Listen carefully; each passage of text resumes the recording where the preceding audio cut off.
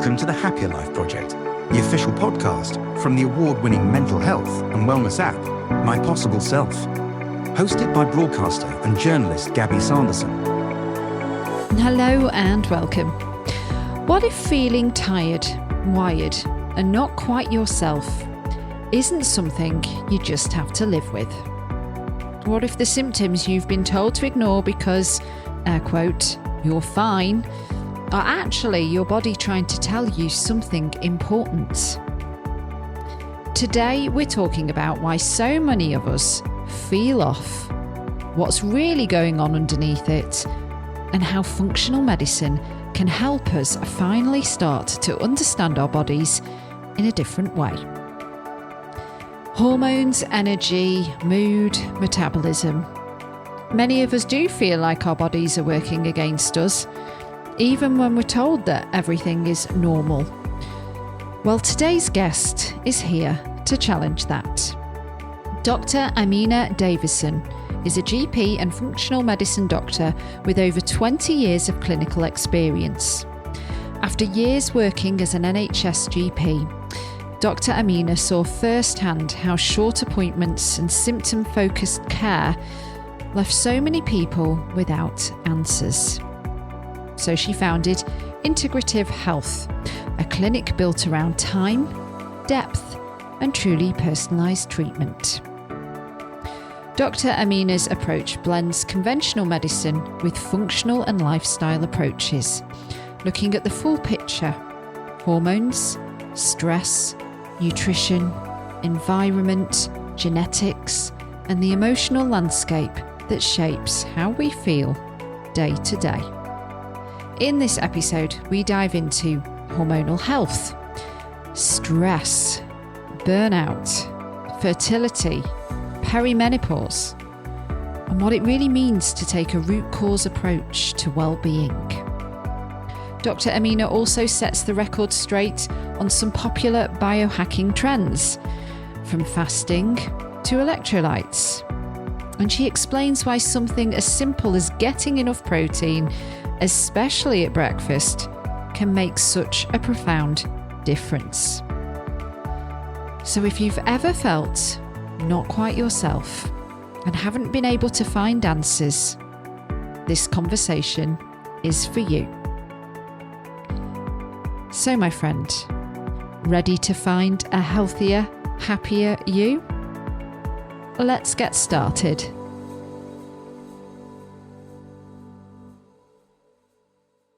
Welcome, Dr. Amina Davison, to the Happier Life Project podcast. You're actually down the road from our HQ, I believe, because My Possible Self, the mental health and wellness app that this podcast is a part of, we're in Harrogate and you're in Leeds, right? Your practice is in Leeds. Yeah, not too far at all. But I actually found you because I really wanted to explore for an episode on the podcast. Well, I'm going to use the buzzword of biohacking, but this kind of like more holistic side to medicine and longevity. So you're a functional medicine doctor, GP, over 20 years clinical experience. So you blend conventional medicine with functional and lifestyle approaches. Taken that from your bio. I'm really interested in this sort of intersection because we have got like the more like functional medicine thing, which seems to be getting quite popular if you can afford it, because you can't do that down the NHS route. But then there's also, I think, and I'm sure you and many will agree, on Instagram and other social media platforms, there's a lot thrown at us, especially when it comes to biohacking and like looking good for our age. And now that it is mostly, I think, jumping on the bandwagon of doing it through using nature and all this kind of stuff. But then if that doesn't work, then that makes you feel a bit rubbish. And it's like, yeah, it's the wild, wild west. So welcome. Yeah. Thank you. Lots to go through. Can I just kind of get things going with, like, if you started off on the more traditional approach of like, you know, being a GP, what led you then to sort of create your own practice and doing what you're doing now? What did you notice along the way? Yeah. So I think quite typical to a lot of other doctors that kind of find themselves in this space. It's a bit of a personal journey of going into my own health, really. So I've had a bit of a varied career. I actually started out in surgery. And yeah, so I wanted to be an orthopedic surgeon. So I started down that route. I was on the training program. At that point, I just had a moment where I was reflecting on life, and I thought, you know what, I don't want to be the friend that's never around, that's always on nights. I was starting to feel tired. So I actually then made the conscious choice to move to GP so that I could have more of a normal life, but also be closer to family and friends, which kind of connects to functional medicine in a way, because all that stuff's very important. Through my journey in GP, I became a partner, moved back up to Leeds, met my husband, got married, and I just started to feel tired. A very typical story. I was in my 30s, maybe even late 20s, feeling really tired. I knew I was burning the candle at both ends, but it prompted me to go to the GP and just get my bloods checked. And it was sort of the typical story of, it's all fine, you're normal, there's nothing wrong, it's just life. And that just wasn't good enough because I felt rubbish. So it kind of prompted me to start looking into things a little bit more. I kind of come from a family where my mum is very much into doing things for yourself, treating things as naturally as possible. So I started reading, and it was around the time that veganism got really popular, and there were lots of books around. The China study was a really popular book, and it essentially, the vegan part aside, it got me thinking about what I'm putting into my body, and actually encouraged me just to start eating a little bit better. And I just started adding more fresh food to my diet and more vegetables and things like that. And actually started to feel better. It was really simple. I just started to eat more whole foods and I started to feel better. And I thought, this is really interesting. And I think as a medic, you kind of always want to look for the evidence base behind something. And I thought, how can, I translate this into the work that I do with patients? And so I started researching, and I came across the Institute for Functional Medicine. I did the training. It was the most amazing thing, really informative. I essentially had to relearn medicine, and that was the introductory course. And everything just made so much more sense than just giving medication. To explain a little bit about what functional medicine is, I think people are kind of understanding it a little bit more now. The crux of it is that you're looking for the root cause of, I don't want to say illness, because I think illness medicalizes things, and not everybody that doesn't feel right is ill. They're just, not their optimal health. It looks at the balance of all the body systems, communication, which is your hormones, your gut, your immune system, your environment, what you're exposed to then, and also brings it together in terms of that internal world, your relationships, your emotions, connection, and what you're eating, your movement. And it really kind of showed how everything fits together, and how when one thing is out of balance, it can have an effect elsewhere. It was just really fascinating. And the thing I realized is that it works. And it was really nice to start working with patients and see them getting better. My hand was forced actually into starting my clinic. I was carrying on trying to incorporate this into my NHS work, and it just wasn't working. Yeah. So my plan was, I didn't really plan to leave the NHS or start my own business. I wanted to bring this in to my NHS work as a GP, because as I was going through the training, I could think of my patients, I was thinking, oh yeah, this makes sense. I can help this person. I can do this. And then you go back into NHS GP, and I had 5-10 minutes per patient, and it just didn't marry up. And I guess to cut a long story short, while I was in the NHS, I became burnt out. And around the time where I was really struggling with my energy, with my mood, with my emotions, a patient contacted me out of the blue. They'd read a review I'd written about functional medicine on a blog somewhere, and she wanted to come and see me as a private patient, and she travelled up from London. And I thought, well, this must be a sign. So that was how I opened my clinic, actually. Somebody found me, and I thought, right, okay, here we go. So that was my first patient. And and after that I thought, right, well, this is what I'm going to do. Left the NHS and opened my doors, and it's kind of all gone from there, really. Thank you for sharing that. I just want to go back to, because I do think it is, like you said, a tale as old as time. You feel off or burnt out or fatigued or think of some of my closest girlfriends, and one was just having a lot of dizzy spells, something like that, where it's like, okay, it's not like you've got chicken pox or you've broken something, but you just don't feel well. Yeah. It takes you enough, I think, to like gear up for like, you're almost like getting ready to like persuade, I think, a doctor's secretary to even get an appointment. And then you get the routine kind of bloods, and for you obviously know a lot more than me, but from what I've been told, if you're in that kind of okay range, it's not going to get taken any further. But you could be like so closely to either side of being too high on something or too low on something, so close, but still, if you're not in that kind of checkpoint area, well, if you're in it, I should say, it's kind of like nothing else is going to get taken further than that. And so it's so disheartening then, isn't it? Where it's like, well, your bloods came back fine. So how are you sleeping, or how's your diet? And it's all that stuff. And you're like, you don't think I might have tried that before I came in? From what it sounds like with what you do, you're almost like a detective for somebody as well as the doctor, you know, because you're having to really, like, the body is so detailed, isn't it? And it takes more exploring probably to be like, oh, that's what it was. Yeah, absolutely. And I think actually on that, there are two key things where traditional medicine maybe doesn't allow for that. So first of all, on the blood test thing, in traditional medicine, they're looking for pathology, a diagnosis that has abnormal parameters that potentially, you know, could have life-changing consequences. So their normal parameters are a lot wider, whereas in functional medicine, we're looking for what's your optimal. And a really good example of that is when people have their thyroid tested, when they go to their GP to have their thyroid tested. And first of all, they do a much narrower bank of tests because they're looking for a wildly abnormal thyroid that needs medication. But also, yes, their normal values are quite wide. And I certainly recall during my time in the NHS seeing a lot of patients with results that were normal. They were at the upper end of normal, but they were still normal, and saying, well, you don't need medication, so just wait for it to get worse and then come back and we'll treat you.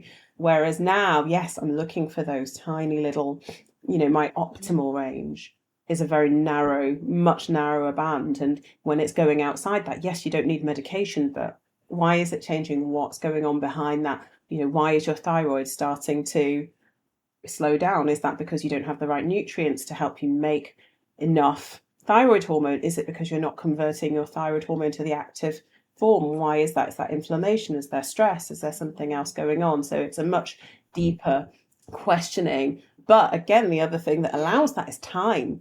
And quite often when I talk to my husband about this a lot, and to my friends about actually what is the value that we offer in functional medicine, aside from all the tests and all the fancy things, it's time, absolutely time. And I think when I see patients in clinic, the thing that almost everyone will remark on or be grateful for is just the opportunity to have that time to sit down with someone for a good period of time. So for a functional medicine appointment, we'll spend, you know, an hour and a quarter just focusing on them. And actually before that, I will have had 3 pages worth of intake form where they write down everything as well. So it's quite a cathartic experience just to let everything out and just talk about everything that's ever happened, and for someone just to listen. Couldn't help but draw similarities to, we did an episode recently on homeopathy and had 2 homeopaths on the show. And I've spoken to Ayurvedic doctors before, and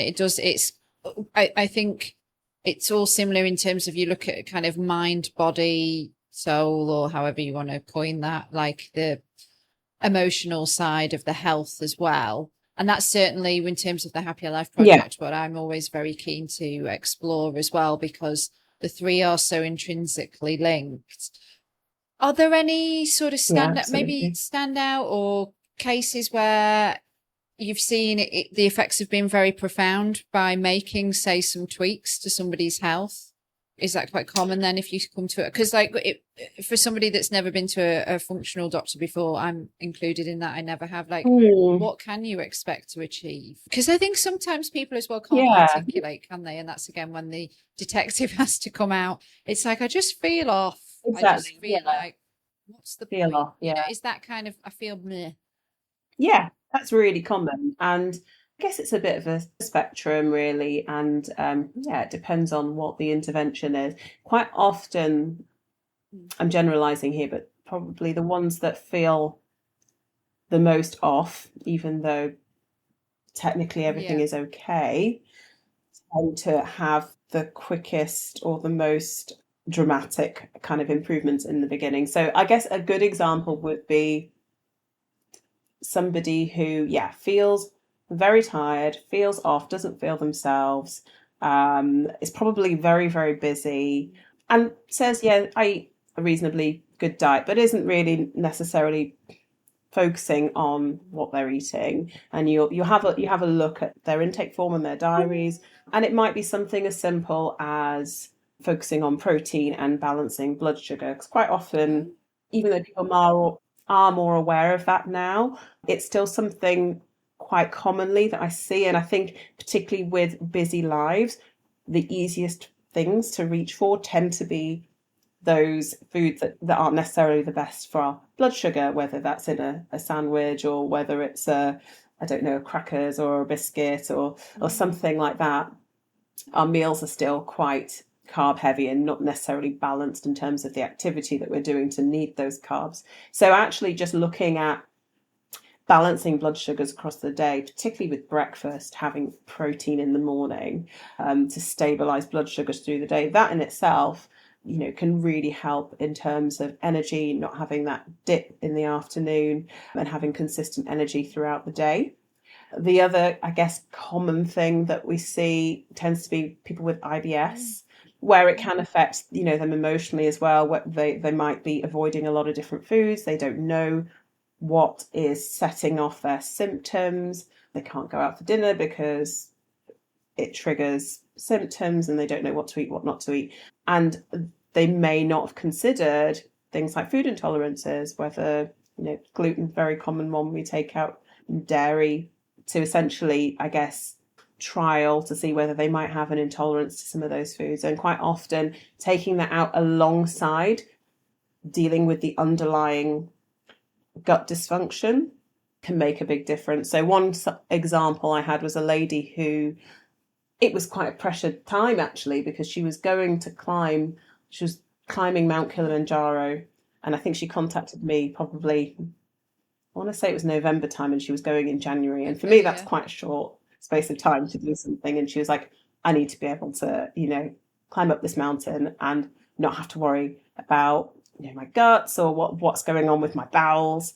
So I was like, okay, let's give this a go and see if we can get you up and down the mountain in one piece. And it was a very simple, what I call a gut healing protocol, which involved a short period of taking out foods that can trigger inflammation and trigger symptoms in the gut, most commonly gluten. And then looking at how we calm down inflammation. So looking at foods that reduce inflammation, brightly coloured fruits and vegetables, herbs and spices. Turmeric is a really great example of an anti-inflammatory calming food, ginger, garlic. So we introduced those, and lots of broths. So you probably hear quite a lot about bone broth at the moment. It's really popular online. But, you know, again, and it's a food or a drink, a food, I never know which quite one, a food that's been obviously used in centuries. It's got a lot of history, lots of different traditions use broths in different ways, and it's really rich in L-glutamine, which is a fuel for the gut cells and helps to rebuild and sort of soothe the lining of the gut. So when we have someone that has a lot of inflammation in the gut and we're allowing things to settle down and we want things to heal, things like broths are really rich in that L-glutamine, help to rebuild and heal, as well as giving nutrients that the gut needs to settle down, like vitamin D, zinc. So just that we did like a little gut healing protocol, took out things to allow the gut to settle down, and literally probably in the space of about a month, you know, she was much better. Her gut symptoms were under control, and she was able to go and climb the mountain and come down with no issues. That's probably the shortest period of time where I felt, you know, we have had quite a quick dramatic change. For some patients it can be a lot longer. I mean, quite often I do say to patients it's taken probably, you know, a good proportion of your lifetime to get to this point. When you're thinking about root causes of a symptom that's presenting now, when we look back at the history, we're looking at their birth history. How were they delivered? Was it a vaginal delivery? Was it cesarean? That all impacts what's happening with your gut microbiome and your first exposure to that beneficial bacteria. Were you breastfed? Were you bottle fed? What was your diet like growing up? Was there any trauma in your history? So all of that period of time, let's say a period of 20, 30 years, builds you up to where you are now.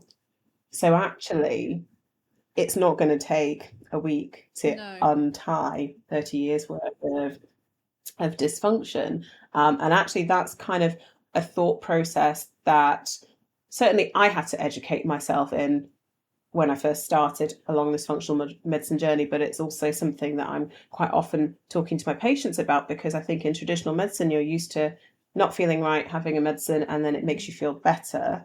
And that kind of relationship, we kind of need to undo a little bit and see it more as a process and as a journey towards rebalancing and creating optimal health. The stuff that you can't change, like your history, especially, childhood, like what you ate, how you were born, whether you were breastfed. Are you saying that through functional medicine, you can kind of auto-correct? Yeah, I think it's more about knowing your risk and which areas you might need to focus on more. So, for example, somebody that has maybe had a history of having been born by a C-section and they were bottle fed and maybe the diet wasn't great growing up, they're already potentially starting on a level of gut dysbiosis, which essentially means an imbalanced gut bacteria. Potentially they may have had antibiotics as well during early life. And that's not to say everybody will be on that level, but it kind of gives you an idea of where you might be starting from. So in that case, you might be thinking, okay, well, we need to focus a little bit more on making sure that we are really feeding and creating a really nice, healthy environment for healthy gut bacteria to flourish. So we might be focusing more on including fermented foods. We might be focusing more on fiber. We might be focusing a little bit more on that digestive process, making sure that that's all working fine and that they're getting a really good variety of different fruits and vegetables in the diet, different types of fiber in the diet to really feed a variety of bacteria in the gut.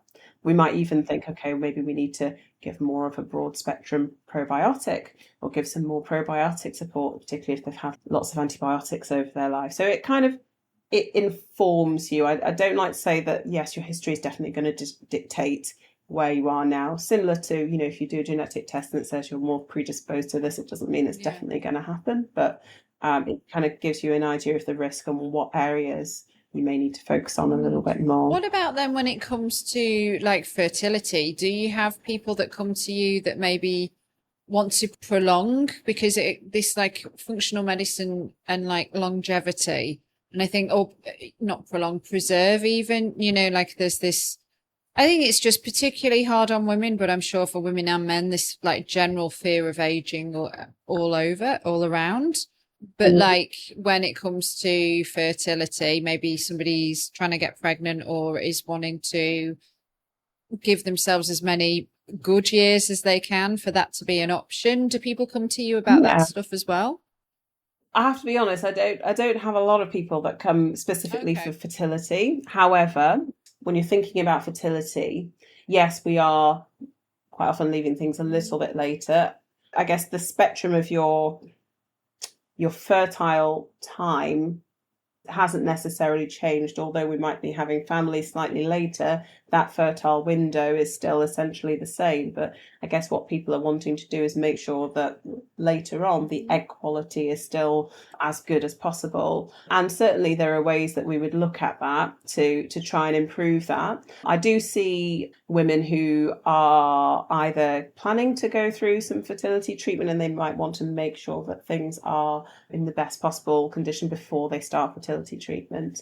And I have also seen people kind of during their treatment as well, alongside what they're doing with their consultants, but it tends to be kind of optimizing things before they get involved. So we'd be looking at the hormones and looking at their hormone balance. And one thing that, well, there are two areas really that can be really important. So obviously making sure that they're having normal periods, making sure that they're ovulating, as well as making sure that those eggs are really great quality, and that if they were to fall pregnant, that implantation really has the best chance. In terms of looking at things like progesterone is a really common hormone that can have really big impacts for pregnancy and implantation. So certainly with something that's very common in women that I see, particularly kind of from 30s and up, with very busy, very stressful lives, can be something like low progesterone.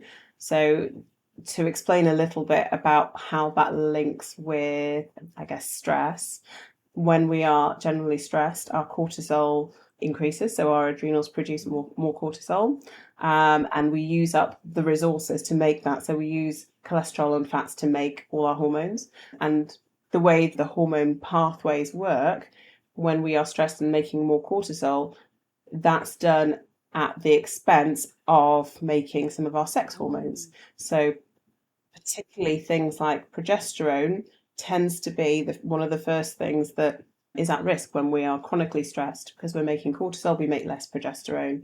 And why that's important is, during pregnancy, we need progesterone to make sure that implantation and that the egg basically stays implanted in that lining of the uterus. Up until 12 weeks, progesterone is really important. Would there be any signs if you're low in that? Yeah. So very commonly, things like PMS type symptoms tend to be very typical of low progesterone, or relative low progesterone. So PMS symptoms, heavy periods, painful periods, mood swings, irritability, hormonal acne, are really, really kind of common symptoms of what we call estrogen dominance, which essentially means that the balance of estrogen is too high compared to the progesterone. And that's either because our progesterone is too low or relatively our estrogen is too high. But they essentially create that estrogen dominant environment that quite typically produces those really common symptoms. And sometimes even in women who may not have had bad PMS over their lives, an area where they start to notice it can start to happen is in that early perimenopause stage, where progesterone does tend to drop sooner than your other hormones, coupled with that time of life that people are in, where they are generally, work has stepped up. They may or may not have children, but life is generally busier. Parents may be getting frailer. It is for some women, a breaking point where it feels like everything is sort of collided at once. And on top of that, now I'm getting PMS symptoms and heavier periods. I noticed you work with perimenopausal women. And so when it comes to hormones, I am super interested, because hormones as well, through the lens of mental health, they affect us tremendously, don't they? So I am super curious about, when women's bodies are changing and the hormones are kind of fluctuating and stuff, how functional medicine can help. So I think the mental health side as a trigger it's so important, particularly in this in that perimenopause state. So many women, the first sign of maybe thinking that something is wrong is usually due to changes in their mental health. They feel more irritable, or they're feeling down, or they're feeling flat. They're falling out with people. They're falling out with their husbands. They might go and see the GP. And again, I would say a large proportion of them will come out with antidepressants. I mean, I thought that stopped happening, but it's still happening. But they know, you feel it's a different type of emotional change. It's not depression. It's not just anxiety. It feels different. And that's what they say over and over again. So when they're handed antidepressants, they know that this is not what they need. And again, there are, I guess, different areas that we can look at from a purely medical side. When we're looking at the hormones in perimenopause, there is the option of replacing those hormones. So changes in hormones are what are causing the changes in sort of emotional regularity, in the anxiety, in the stress. So dropping progesterone and then later on lowering estrogen and other hormones such as testosterone can affect things like your get up and go. Some people feel that imposter syndrome can get a little bit worse. They lose their confidence a little bit. Energy drops as well. So on one side of things, we can replace those, and I guess that's another. People are wanting to be more holistic. Is that? I don't know. I'm just asking. No, yeah, that's right. So not necessarily. So I was going to say there's the hormone replacement side of things, and then there's the lifestyle and the other bits around that I usually will do together with both patients. So just to touch on the HRT side of things. So actually most pharmaceutical HRT now is body identical, and that means that the structure of the hormone that they give you is the same as the stuff that your body makes. So it is a more natural form. I prescribe a compounded bioidentical hormone, so it means that they're always the same as the hormones that your body makes. Most of them are made from yam, extracts of yam, so they are, I guess, in that sense natural, but they are still synthesized into something else. We can, tailor the doses to closely match exactly what levels of hormones you are needing. It's not an off-the-shelf product where you're just given a blanket dose. So in that sense, people tolerate it really well. It feels more natural. It feels more in balance with what you would normally make. And, there's a wider variety of different hormones that we can use, different types of estrogens, testosterone, DHEA, which is quite often forgotten about, another sort of hormone that works similar to testosterone, but in terms of low energy, it can be really important, and it's very closely linked to things like stress and adrenal function again. So it's a really, really important one in that stage of life. Progesterone, of course, particularly for that anxiety, can really help with sleep. But it doesn't all have to start or begin with hormones. There are many, many things that you can do, particularly for your emotional, mental well-being in that kind of perimenopause. It's not necessarily hormone based, because I know a lot of people still would, do want to be able to use other methods to help. And yeah, there are certainly many areas. So starting off, I guess, with food first. The most important thing in terms of your food, as I touched on before, blood sugar. So fluctuations in blood sugar, crashes in blood sugar are really going to affect your mood. That's probably the number one thing that certainly people with irritability, blood sugar fluctuations, blood sugar dips during the afternoon can link to that fatigue. On this, because I think it's really probably important because it does affect so many people. Like as a quick hack, just make sure you're getting your protein in. Absolutely. Yeah. Pairing every meal and snack with good quality protein and some healthy fat will. What does that look like then? Good quality protein, especially for those busy on the goers. So good quality protein, probably the best one actually, although I'm not a fan, would be something like hard-boiled eggs, because you can prep them. Okay. You can boil them, then peel them and stick them in the fridge. So I do this for my husband and my youngest son. It's really great because it's really portable. It's nice and clean. You can take it into work. That would be like a great high protein snack. You might pair that with, I don't know, some fruit that gives you a little bit of fiber. If you're not an egg fan, nuts and seeds are really great. Can you get enough from nuts and seeds? Because I'm like, you're not supposed to have too many because they're so high in calories, but then they're very Moorish, if you ask me. But then, can you get enough from a handful? So you're going to be getting really good healthy fats from that with a little bit of protein. I wouldn't say rely fully on nuts and seeds for all your protein. It's a lot easier to get it through things like animal sources, like, cold meats, for example. Cheeses can be really great for protein as well. Pulses and legumes have a combination of protein and carbs. So that's also great as well, particularly if you're more plant-based and needing the protein from that side, but also you have the added benefit of having the fiber there. Tofu is a really great one that I love. If you're not intolerant to soy, tofu can be great. You can, again, pre-prep that. You can air-fried tofu is brilliant. Makes it nice and crispy, but also it means that you can store it and pop it on salads and things like that. And I think the meal that people probably find the most difficult will be something like, it's usually breakfast, because I'm very similar. The morning is always a really, really difficult one. So prepping can be really helpful. Egg cups are always a really popular one. So they're like little mini egg muffins that you can pre-cook, just like making it's almost a little bit like an omelette, but you can make it in a little muffin tin with some egg. Some people put a little bit of cream cheese, but even just a bit of egg, some chopped up veg in there, and some flavouring. Spring onions always good with egg, and then you just bake it in the oven and it will just puff up like a little muffin. You can do little mini ones, and then you can What are they called? Egg cups? Egg muffins. It changes. Egg muffins, egg cups. Okay. muffins. I call them Have egg to have muffins. to Google that one. But you can kind of make a little batch, and then you can freeze them in the little freezer bags. And then when you want one, you can either, I guess the best way to do it would be to take one out the night before and let it defrost, or you can sort of heat them up in the morning. If you're a savory breakfast person, you can put meat in there as well if you want, or just veg.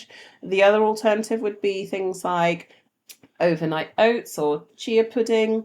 I do suggest to people to use things like good protein powders if they're struggling to get enough of their protein in during the day. And again, it would depend on what they can and can't eat, but either whey protein or brown rice protein or pea protein. There's lots of different options available now. And overnight oats with a little bit of protein powder. You can put things like nut butters on there. You can put seeds on there. Chia seeds are actually quite a good source of protein, alongside being a really good source of fiber and being really great for bowel movements and gut health. So that's always a great one for the morning. I would actually say the one thing that I'm seeing a lot of people doing at the moment, and I think it's probably come out of that biohacking world of fasting. And fasting, it's an interesting one because it's really beneficial. It's, fantastic for longevity. It's fantastic for cell repair. It's really good for gut health. It's really good for kind of just allowing things to rest and regenerate. Really brilliant. However, what I do see is that there was, probably still is, a little bit of a trend for fasting for longer and longer periods of time, which for a small number of people, they see great results and it's wonderful. But actually, particularly in the population that I see, mainly women, mainly pretty stressed, that adrenals are usually under a bit of stress. Fasting for over a certain amount of time can actually be detrimental to your adrenals, and because the way that fasting works is it does create a small stress on the body. But when your body is already under stress, it can actually tip things over and make things worse. So I see quite often people might miss breakfast and think, okay, it's okay, because actually fasting is good for you. So I'm just doing a little fast. And they might replace that with a coffee or a black coffee because, that's essentially still fasting. And actually what that's doing, particularly if you're in that space where you're stressed, you're anxious, you're in fight or flight most of the time, the fact that you're fasting is already causing a little bit of a stress and spiking that cortisol in the morning. And then you add caffeine into the mix, which is going to kind of shoot up your cortisol. So you're already starting your day really, really putting pressure on those adrenals and that stress response. And quite often you find that actually then you start to crash later on in the morning and throughout the day, and it kind of just sets you off on a bit of a spiral. So if there's one thing that I do ask people to change in the beginning, would be just to make sure that you get breakfast right, make sure that you're eating a protein high breakfast, and if you are going to have coffee, just have protein first, or have your breakfast first before coffee. Don't have caffeine on an empty stomach. Because I have to start it's not necessarily coffee, but I love a cup of tea. Yeah. When I wake up, I can't do fasting for too long because I get terrible headaches if my blood sugar drops. Yeah. And the trade-off for me is just not worth it. Absolutely. So like 12 hours would be the maximum I would fast. Yeah. Because of, not wanting to go to bed too full of food, and then just, trying to get my sleep in. There's so much noise on this. As in if you do less than, is it 16 hours or 14? Your body's not actually going into that state where it starts to give itself a deep clean. So then is 12 hours even worth it? Absolutely. Yeah. I mean, 12 hours is, I think, a great amount of time to aim for. You allow your body to rest, you allow the gut to rest, you allow some repair to happen. I tend to sit around 14 hours is sort of optimal for women. And I do tell most women not to go over 16 hours. There is a really good book by Mindy Peltz called Fast Like a Girl. And I've had a lot of patients that have used it and really loved it. And she talks about the benefits of fasting, but also the importance of knowing when the right time is to fast, particularly for women who are having menstrual cycles. There's going to be different points of your cycle where fasting will be beneficial and where it won't be beneficial. Actually similar with exercising as well, but that's a whole other story about exercising and changing what you do for different stages of your menstrual cycle. But certainly for fasting, and the book goes into a lot of detail about kind of when you might be able to fast for longer, when to, not go over 12 hours. It's really great. So I would, if anyone's looking to, really into fasting and wanting to read more about it, I think that's a really great place to start. But yeah, generally 12 hours though is a good all-rounder. You're still going to get benefits from that. You can push it to 14, certainly wouldn't push it more than 16, particularly if there is a background of stress or any kind of, any adrenal issues, if you're not sleeping well or anything like that. I certainly wouldn't push it any higher than that. But don't break your fast with a cup of tea if you like milk Oh, in your tea. tea is a grey area, isn't it? It's not as much caffeine as coffee. Exactly. I'm a tea fan. Maybe have a boiled egg alongside. Okay. Or what about a spoon of peanut butter? A spoon of peanut butter. Yeah, there we go. So it just needs to literally be something basically to get the body going whilst you're having that morning brew. Yeah, right? because That's what I'm hearing. What will happen actually, and this is something that I completely forgot about, but it's really important. An area that we don't think about is that link between cortisol, your stress hormone, and blood sugar. So just to backtrack a little bit, I did a little experiment on myself probably a couple of years ago now. I wore a continuous glucose monitor because I just wanted to see, what I'm responding to, what food is my blood sugars responding to. And I was fully focused on the food. I was looking, I was writing down everything I ate, looking at it. And actually what I realized was it wasn't food that was really affecting my blood sugars. It was stress. It was my cortisol. Every morning, Monday to Friday, between the hours of about 7 and 8:30, my blood sugars would spike. And that coincided with getting up, getting the kids ready and doing the school run.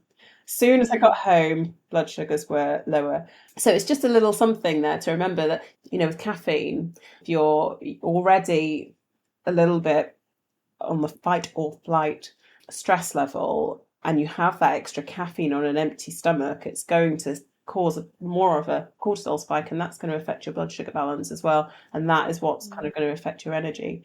But yeah, stress and cortisol is another really key area that's going to affect your blood sugar stability in addition to what you're eating as well. So that's kind of where the not having the coffee on an empty stomach part comes from, because of that effect of the cortisol spike on your blood sugar. So if you can have some protein there or some healthy fats just to help to stabilize things before you have your caffeine hits.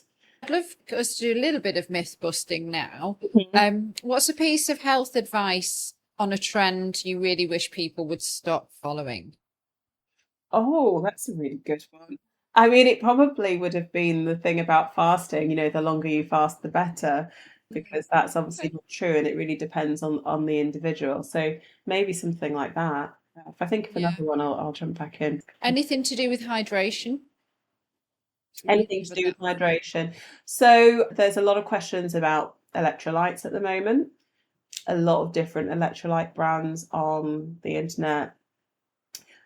Sprinkle it as a kind of cheaper alternative. There's the thing about putting salt in your water that I've seen, like Celtic salt is apparently the best, and then maybe Himalayan as a second. Yeah, and it's all to do with the kind of the mineral content of those salts, because they're not just sodium and chloride. So I wouldn't go sprinkling a bit of table salt on there because that's just going to affect your blood sugar. But things like pink salt or sea salt will have a combination of different minerals, magnesium, potassium, lots of different things like that.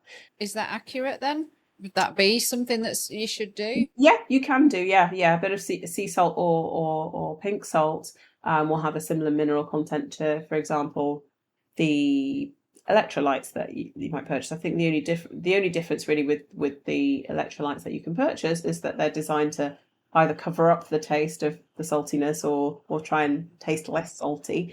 But the benefits with those, I mean, I think there are certain situations where they can be helpful. I don't think everybody needs to have electrolytes in every single, drink they have. It's not compulsory. The only times where I tend to recommend it, again, tend to be in patients who, going back to stress again, really, that may have some adrenal dysfunction. I find that it can be helpful with hydration, because when the adrenals are off, it can affect the fluid balance system in the kidneys. And quite often people might find that they're either drinking and the water's going straight through them, or they might have some fluid retention in the tissues. And yeah, having some electrolytes in their drink, particularly like the morning drink, can really be helpful for that. Okay. Do you think the wellness industry sometimes fuels a fear of aging under the guise of optimization? It's a good one. Probably up until about a year ago, I was quite optimistic. I was just really happy that people were taking more interest in health, and there was just a lot more available to people and a lot more information available to people. I feel like maybe in the last year, potentially things have gone a little bit too far one way. There are, I think, from the perspective of gadgets, devices, and all these things that are, and again, it's probably extremes, but there are, certain accounts, certain things I've come across where people are literally doing all kinds of crazy expensive things. They've got all kinds of gadgets. They've got a morning routine that starts at like 5 a.m, and they do all these things every day to say, this is going to keep me young. But then you have to think the bottom line of it, the most important part about living a long, healthy life is to be able to enjoy it. And if you're constantly worrying that you're not doing the right thing, or that you haven't got the right gadget, or that you haven't got time to fit in this 20-step program in the morning and the evening, well, you're not living in your life. You're just focused on living, as long as possible. You're focused on your numbers. And actually, if you look at places like the blue zones and you look at what is really important in terms of, longevity, it's really simple. It always comes back to the really simple things: connection, community, movement, time outside, a simple diet, whole food diet. And you can do all of those things without all these things that we're being told that we need. Yeah, over optimizing. Exactly. I feel like as well, just on that like we kind of all know this by now. Like we all have access to the internet, don't we, more or less? Yeah. And like we know certainly movement, health, like what's a healthy food, what's not a healthy food. But I do still feel like there's this kind of, I don't know, there's this monetization or capitalization on happiness, and like when it comes to our health, and again, optimization or biohacking or whatever word you want to use, that like this is where sometimes it can almost be like setting yourself up for, because it's almost like, well, I'm doing that, I eat more or less healthy and stuff, and it's like, but then there's still this sort of feeling of like something's not quite right or something's off, so therefore I mustn't be doing everything that I should be doing or can be doing.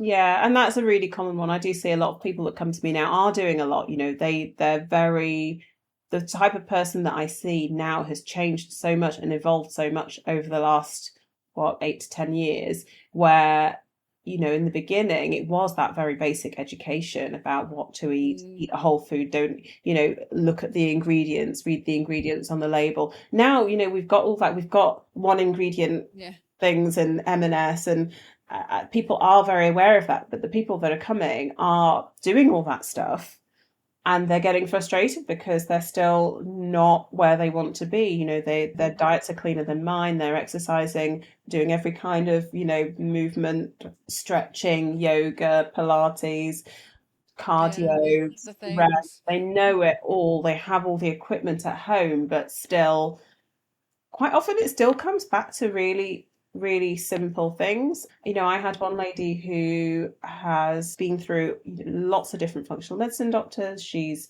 her diet's been really good, she's on all these fancy supplements, and we sat down and chatted yesterday, and she hasn't slept properly in 10, 15 years. She goes to bed at 4 a.m, and her whole circadian rhythm is completely off. So actually, rather than doing any more tests, let's go back to basics. Let's think about, how do we reset the circadian rhythm? We need to make sure that you're seeing light at the right time. We need to make sure that the environment is dark at the correct time and that you're winding down, that you're not looking at your screen. And if you're not a shift worker.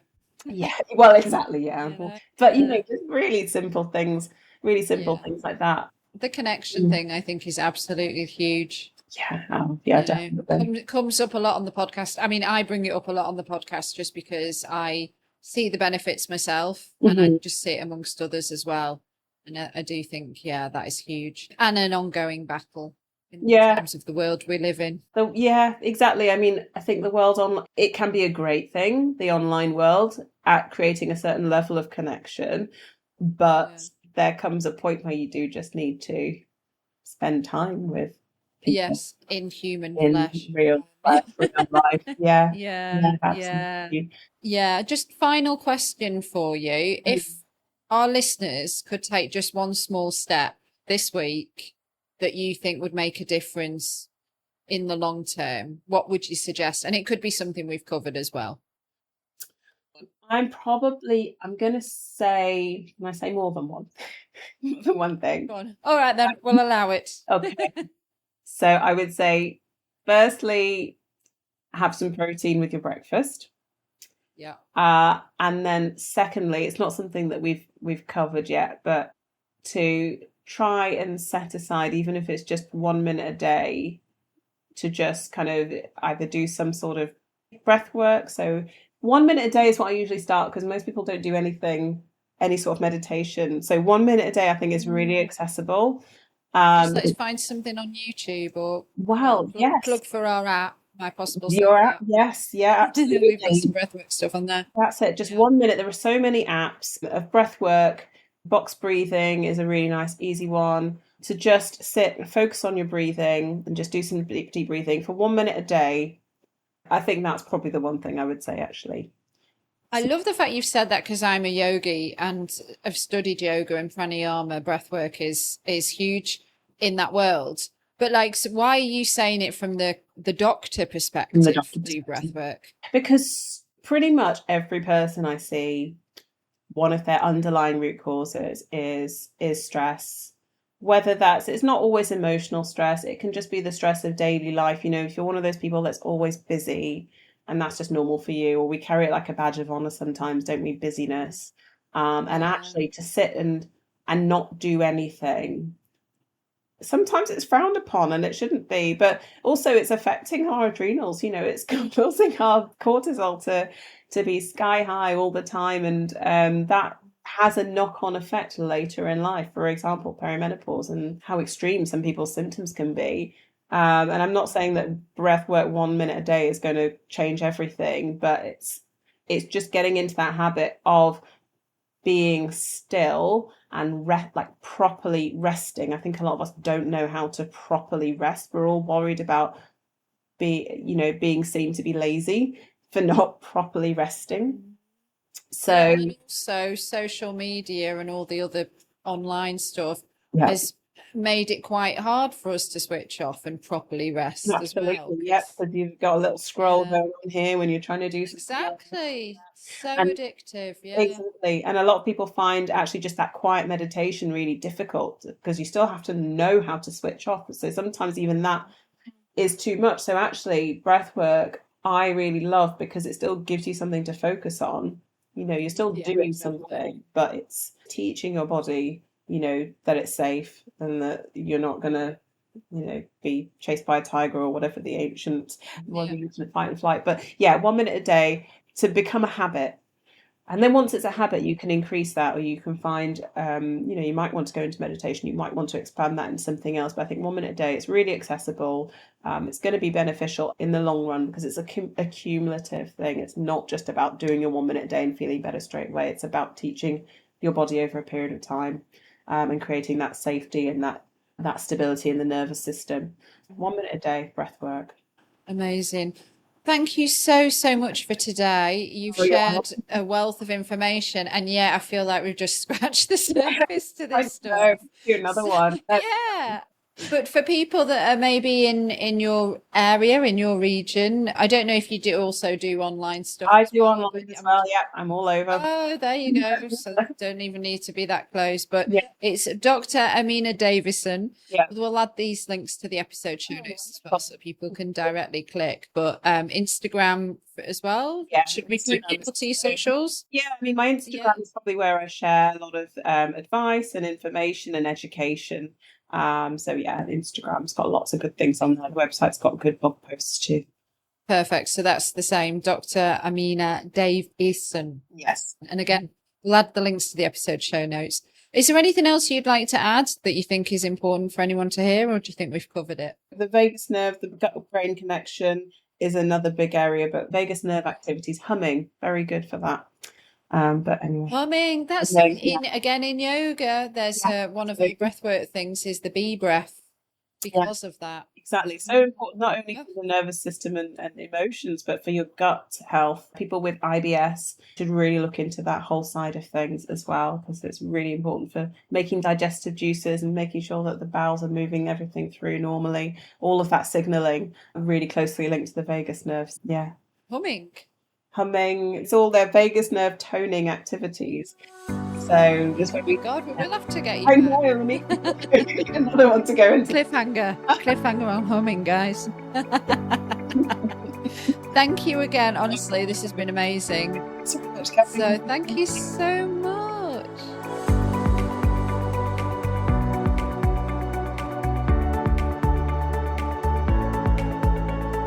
Hello friends, it's Gabby back with you. If you are suffering with your mental health, there is a crisis button on the My Possible Self app, which will signpost you to the correct information for immediate expert advice. Those of you who are listening on one of the podcast platforms, the My Possible Self app is completely free to download. You can access all of the content, so you don't need to worry about it costing you anything. If you found this episode helpful, please do subscribe and leave a review and share it with your friends. And to find and follow us on social media, we are most active on Instagram, and you can find us at My Possible Self. And I've been at Radio Gabby. Until the next one, do take care. Bye for now.